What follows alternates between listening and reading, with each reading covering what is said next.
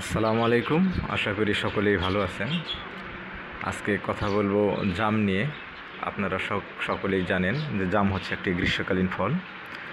জামে প্রচুর পরিমাণ vitamin A, vitamin C, iron, calcium, magnesium, phosphorus, potassium এবং অ্যান্টিঅক্সিডেন্ট আছে।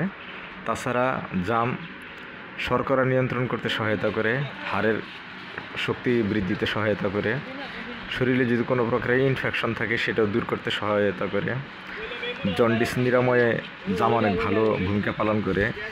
তাছাড়া ডায়াবেটিস নিয়ন্ত্রণ করতেও জাম অনেক সহায়তা করে থাকে।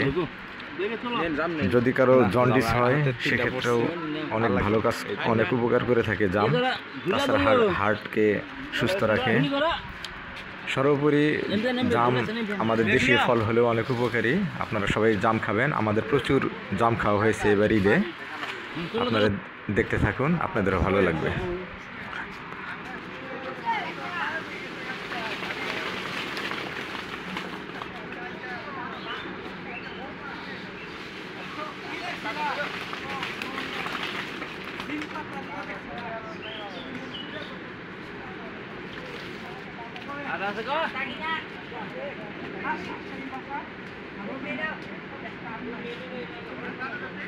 ও 2 দিন আগে কইছে যে এই সিজনে জাম খাবো না, কিন্তু আজকে সবচেয়ে বেশি জাম খাইছে। কথা দিয়ে কথা রাখাস নাই তুই।